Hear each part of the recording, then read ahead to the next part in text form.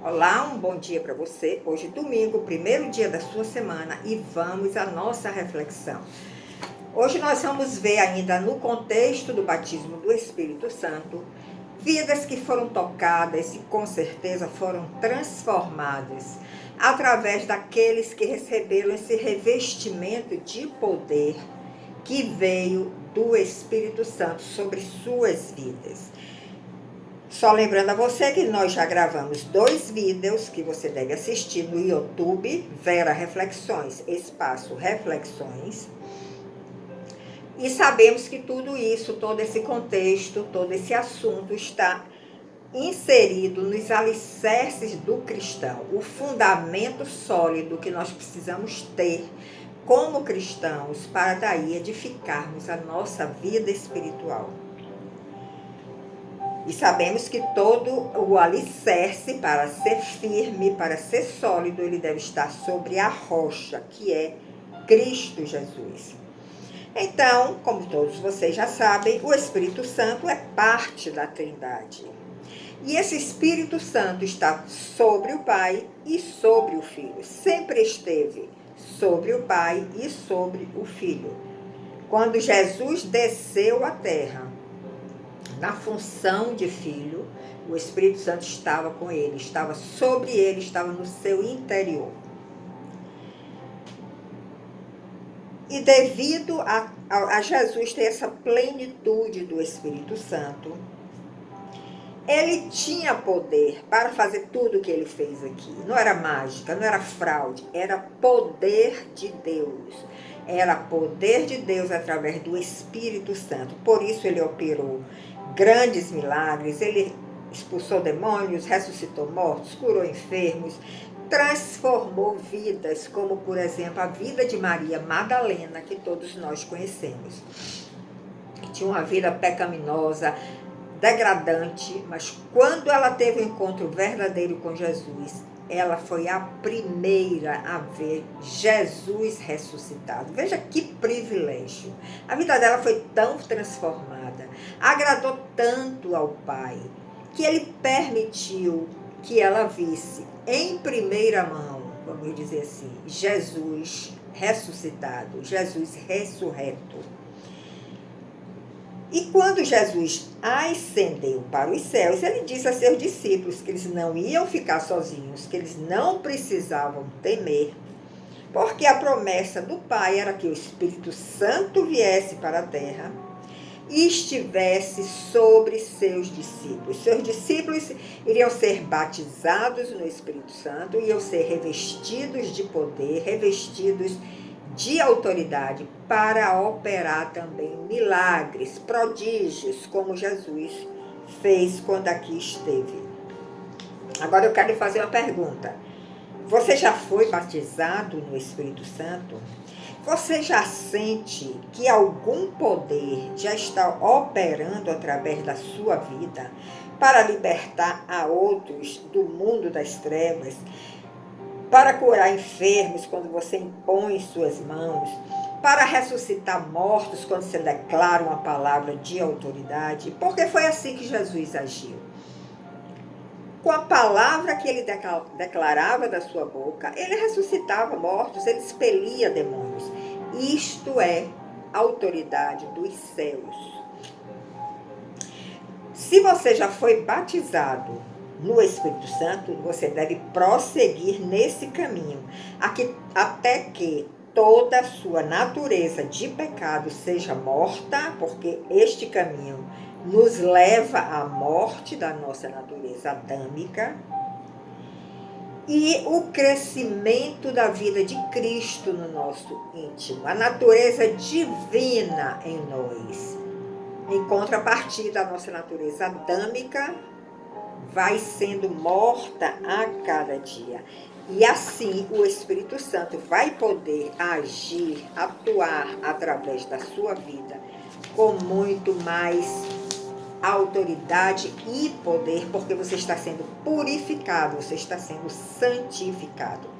Agora, se você ainda não viveu essa experiência do batismo com o Espírito Santo, você deve buscar esta promessa, porque essa promessa é para todos. todos que recebem a Jesus como seu Salvador, recebem também esta promessa do Pai. E no dia que você receber esse batismo no Espírito Santo, você vai ver que a sua vida mudou de nível, a sua vida espiritual mudou de nível. Você sofreu uma transformação a mais. E depois do batismo, você vai continuar buscando este caminho para ser cheio a cada dia do Espírito Santo de Deus. Então, nós vamos agora ver alguns milagres operados por Jesus, algumas vidas transformadas através deste poder do Espírito Santo. E vamos começar pelo batismo de Jesus no Rio Jordão. Nós já sabemos que ele fez questão de ser batizado por João Batista, lá no Rio Jordão, para nos dar o exemplo. Nós também devemos buscar o batismo nas águas, o batismo no Espírito Santo, os diversos batismos. É um sinal de obediência. Mas depois que Jesus foi batizado no Jordão, o que foi que aconteceu com ele? O que aconteceu com Jesus é o que acontece com todos nós, quando nós começamos a trilhar este caminho. Já tivemos aquele encontro pessoal com Cristo, já recebemos a fé salvadora, fomos batizados nas águas, fomos batizados, às vezes logo até, no Espírito Santo, e aí começamos a andar pelo deserto. Leia em Mateus 4, de 1 a 11, que você vai ver a experiência que Jesus passou, não porque ele precisasse, porque ele não tinha qualquer pecado, mas porque ele quer nos deixar o panorama que cada um de nós também vai viver.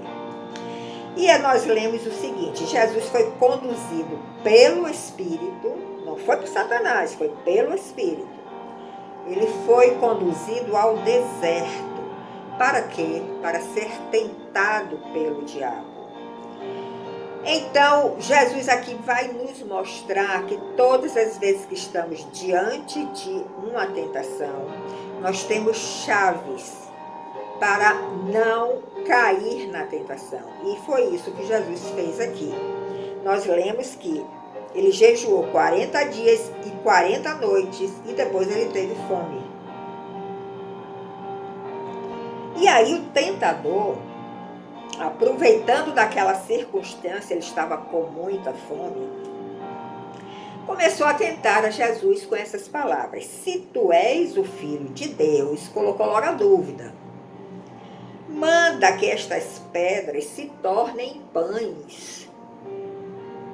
Porque ele estava com fome. Se ele era filho de Deus, tinha tanto poder, ele podia transformar a pedra em pão. Mas o que foi que Jesus respondeu? Está escrito que nem só de pão, do pão natural, viverá o homem, mas de toda a palavra que sai da boca de Deus. Ou seja, a palavra de Deus, a palavra viva, a palavra que vem do trono da graça, nos alimenta, que nós perdemos, inclusive, essa fome natural que o nosso corpo sente e que necessita de alimento. Mas o diabo não se contentou só com esta tentação e tentou de novo a Jesus. Então, o diabo o transportou à cidade santa, que é Jerusalém, e colocou sobre o pináculo do templo, a parte mais alta do templo, e disse a Jesus: se tu és o Filho de Deus, lança-te daqui embaixo, porque está escrito que aos seus anjos dará ordens a teu respeito, e tomar-te-ão nas mãos, para que nunca tropeces com o teu pé em alguma pedra. Veja como Satanás conhece a palavra de Deus. Ele está citando aqui, versículos da palavra de Deus. Ele conhece mais do que nós, inclusive. Mas Jesus respondeu-lhe também conforme a palavra de Deus. Então disse Jesus: também está escrito, não tentarás o Senhor teu Deus. Satanás ainda não estava satisfeito e tentou de novo a Jesus. E transportou Jesus a um monte muito alto e mostrou então todos os reinos do mundo e a glória desses reinos. E disse a Jesus: tudo isto te darei se prostrado me adorares. Então disse Jesus: vai-te, Satanás, porque está escrito: ao Senhor teu Deus adorarás e só a ele servirás. Então o diabo o deixou, e eis que chegaram os anjos e o serviram. Os anjos estavam ali ao redor de Jesus, mas eles só se manifestaram depois que Jesus usou dessa chave preciosa, que é a palavra de Deus, a palavra viva, que sai da nossa boca com autoridade. E aí nos mostra que ele não se rendeu a Satanás, e que se nós usarmos também este artifício, nós seremos sempre vencedores diante da tentação. Então, nessa passagem, Jesus nos mostra que depois de termos vivido essa experiência do batismo, o tentador virá também sobre você, sobre mim, sobre todos aqueles que querem seguir esse caminho, com a intenção de nos desviar do caminho. Porque este caminho é a verdade e é a vida. É a realidade. Nós não vivemos aqui numa realidade. Nós vivemos num mundo ilusório, temporal. Mas o reino de Deus, este caminho que nos leva ao reino de Deus, é a realidade, é a verdade e é a vida. Mas, apesar de nós sabermos que quando estamos no caminho do Senhor, nós seremos sempre tentados, não vamos nos assustar. Porque Jesus aqui nos deixou as chaves. Primeira coisa que nós podemos destacar: ele jejuou 40 dias e 40 noites e depois teve fome. Então chegou o tentador, começou a testá-lo para ver se ele caía em alguma armadilha. Tenha discernimento espiritual para não cair nas armadilhas de Satanás. Mas o jejum nos aproxima de Deus, como aconteceu com Moisés lá no Monte Sinai. Ele jejuou também 40 dias e ele esteve diante de Deus. Ele ouviu a voz de Deus, ele ouviu as instruções de Deus. Jesus usou deste mesmo artifício, ele também jejuou, já que ele estava indo para o deserto para ser tentado. Na mesma hora ele teve a percepção de jejuar, mostrando que essa é uma chave para nós estarmos mais próximos do Pai. E quando nós nos aproximamos mais do Pai, nós temos as respostas corretas e exatas na nossa boca para dar para o tentador. Observe que Jesus sempre respondeu baseado nas Escrituras. Ele sempre dizia: está escrito, está escrito.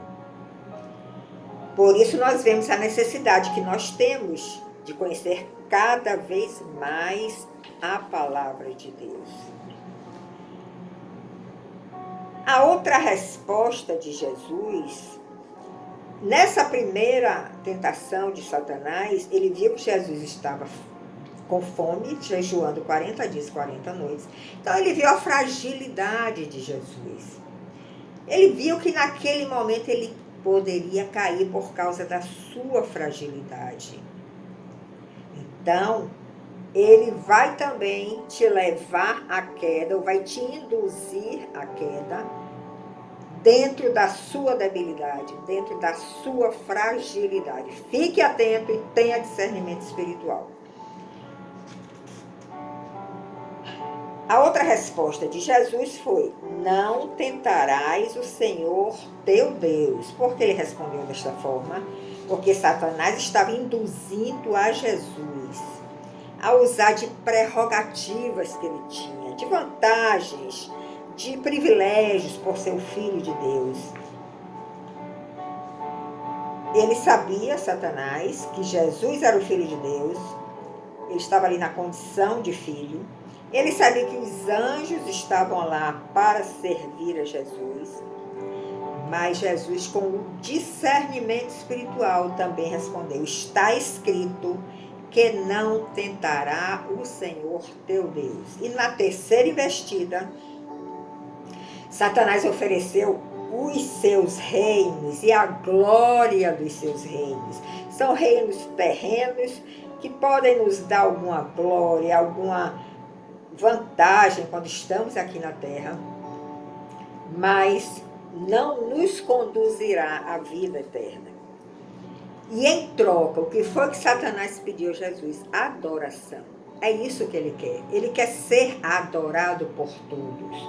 Então ele procura induzir os homens, procura observar a nossa fragilidade, qual é a área mais débil, e vai dar as suas investidas até que ele propõe esta troca. Ele dá os reinos daqui da terra, cheio de glória, mas você tem que se prostrar e me adorar. E Jesus, mais uma vez, respondeu conforme as Escrituras: ao Senhor teu Deus adorarás e só a Ele darás culto. Então veja que nós podemos tirar essas lições dessa passagem, dessa experiência de Jesus no deserto. Diante disso, Satanás desistiu por um tempo. E os anjos do Senhor então se manifestaram ali.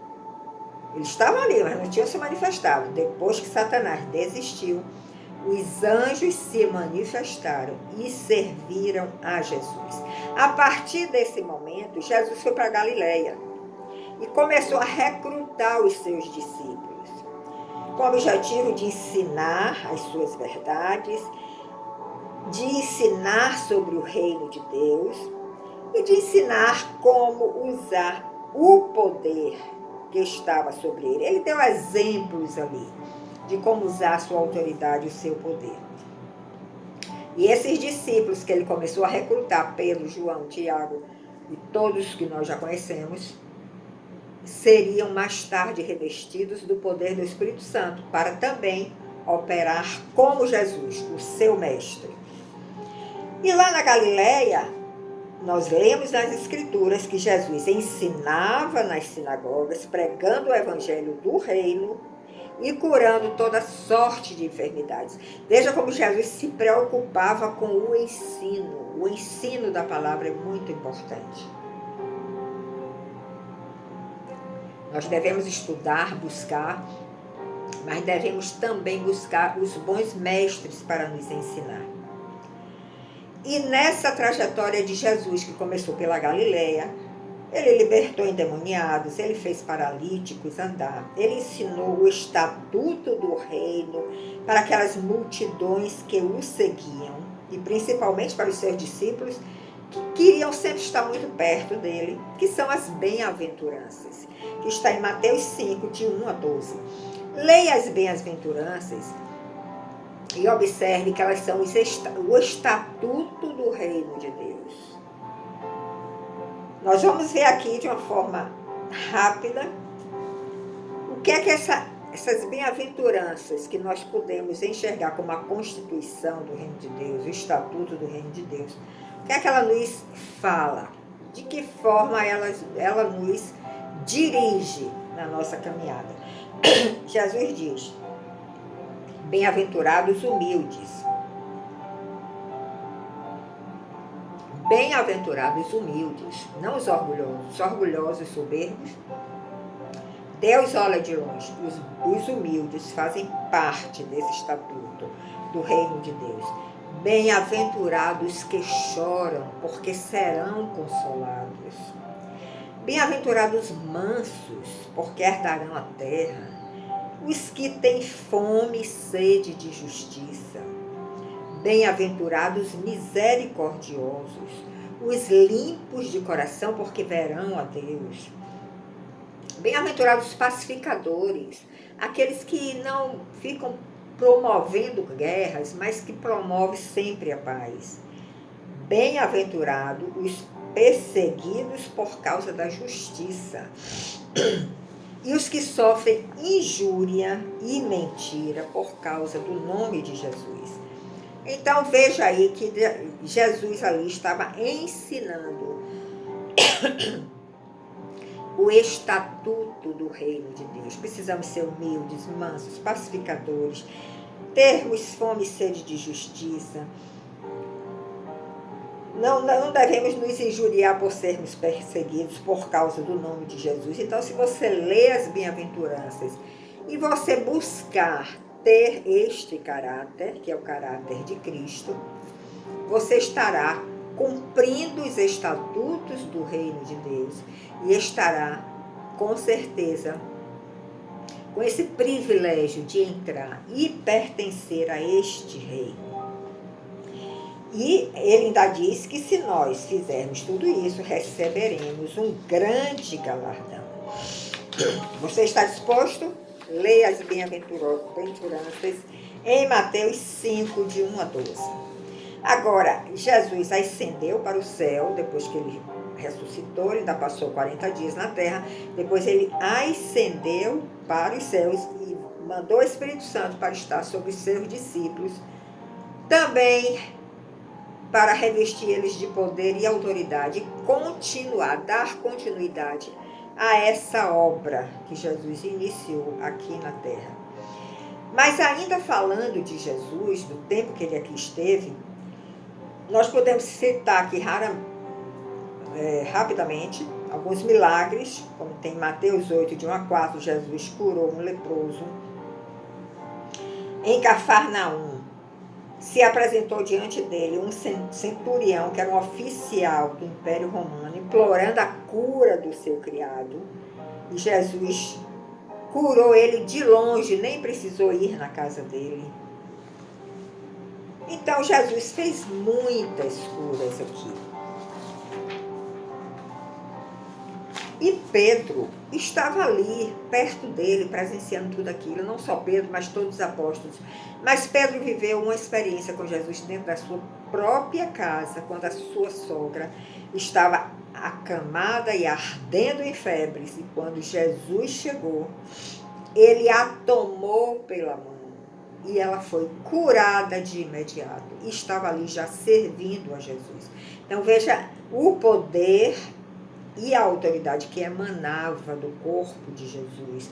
Ele tomou pela mão e ela foi curada. Porque nós temos em volta do nosso corpo um corpo espiritual, uma energia que está aqui em volta.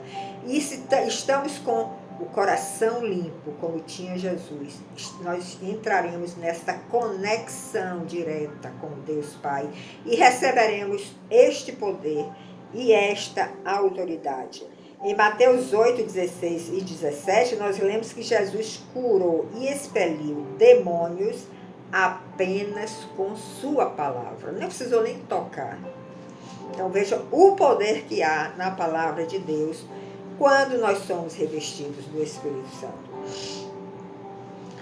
Mas nós vemos também aqui, por exemplo, que Pedro, Paulo e outros discípulos viveram experiências também maravilhosas. Depois do dia de Pentecostes, que eles receberam o Espírito Santo em suas vidas.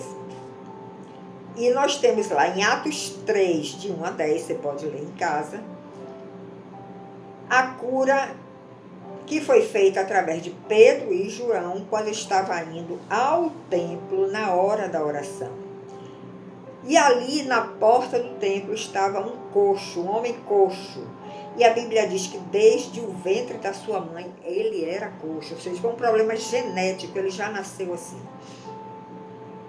E ele estava ali na porta do templo, chamada Formosa, pedindo esmolas, porque nem ele cria mais na sua cura. Problemas genéticos são meio complicados, né? E às vezes tira também a nossa fé, a nossa crença de que possamos ser curados. Mas quando Pedro e João olharam, Pedro e João disseram para esse homem coxo: fita nos nossos olhos, olhe para nós. E ele olhou para Pedro e João na expectativa de receber alguma esmola.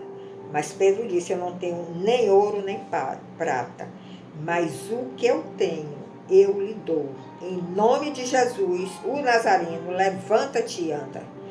E tomando pela mão direita, Levantou aquele homem, e logo seus pés e artelhos se firmaram, e todos que conheciam ele, e sabiam que ele era um coxo de nascença, e viram aquele homem em pé, já andando, ficaram assustados. Através do apóstolo Paulo, nós também vemos aqui muitos feitos, muitos prodígios.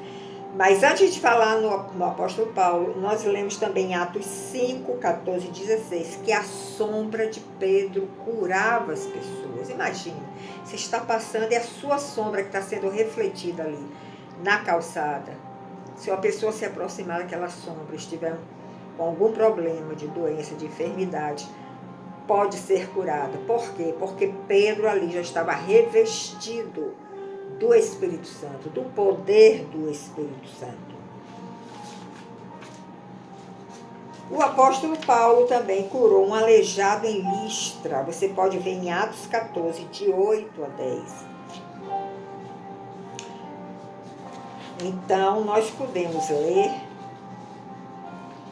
lá em Atos de 14, de 8 a 10, como o Espírito Santo se manifestou através do apóstolo Paulo, que também já tinha tido um encontro verdadeiro e real com Jesus, já tinha se rendido a ele e recebeu um ministério que, fruto desse ministério, nós temos 13 epístolas nas Escrituras para nós lermos e sermos instruídos pela inspiração do Espírito Santo.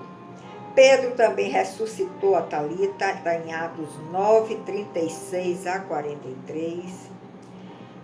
Pedro também esteve na casa de Cornélio, que era um gentio, também um oficial romano, mas ele teve uma visão de um anjo, e o anjo disse que ele mandasse chamar Pedro, e os seus homens foram na casa de Pedro para chamá-lo. E Pedro se convenceu que deveria ir, e quando Pedro estava ministrando a palavra na casa de um gentio, Pedro sendo judeu, na casa de um gentio, por ordem divina, enquanto ele ministrava a palavra, o Espírito Santo caiu sobre a família de Cornélio e sobre todos que estavam ali. Então veja quantas vidas foram transformadas através do poder do Espírito Santo, usando homens. Jesus foi usado, mas você pode dizer, não, mas Jesus era o Filho de Deus. Ele se fez homem e ele se despojou da sua divindade. Ele estava ali como um homem, 100% homem, apesar de ser também 100% Deus. Mas se você tem ainda essa dúvida, porque Jesus era a pessoa íntegra e sem qualquer pecado, olhe para Pedro, olhe para Paulo, olhe para Estevão, olhe para todos os milagres, para João, todos os milagres que estão registrados nas Escrituras. E que esses homens fizeram prodígios durante a sua caminhada, depois que eles foram revestidos deste poder do Espírito Santo. Então, o Espírito Santo não só se manifestou através de Jesus, e é isso que Jesus quer nos mostrar. Ele também se manifestou através dos seus apóstolos, que andaram lado a lado com ele, conhecendo cada vez mais a ele, através dos seus ensinos, através das suas obras, e também a cada um de nós. Ele quer usar você, ele quer usar a mim, ele quer usar todos aqueles que amam esta palavra da verdade e que querem ser enchidos pelo Espírito Santo, revestidos deste poder, que vai trazer libertação a muitos cativos, que vai trazer cura a muitos enfermos, que vai libertar muitos do reino das trevas, pessoas que estão possessas dos demônios, pessoas que estão servindo ao rei deste mundo, que é Satanás. Então, nós aqui encerramos com esse vídeo, são 3 vídeos, falando de vidas transformadas pelo Espírito Santo, porque cada vida dessa que passou por essa experiência, sem dúvida nenhuma, teve alguma transformação no seu íntimo. Você concorda comigo? Não tenha dúvida. Toda experiência que nós vivemos com Deus, ela nos transforma no nosso íntimo. E é isso que Deus quer, que o Senhor Jesus quer. Ele quer nos transformar a cada dia. Para que essa natureza adâmica de pecado seja morta e a sua natureza divina seja cada vez, tome conta cada vez mais do nosso ser. E nós possamos falar em nome de Jesus.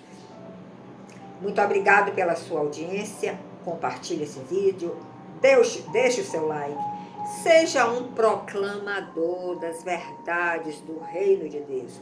E você vai receber o seu galardão, não tenha dúvida. Até outro domingo, quando nós nos encontraremos. Te aguardo.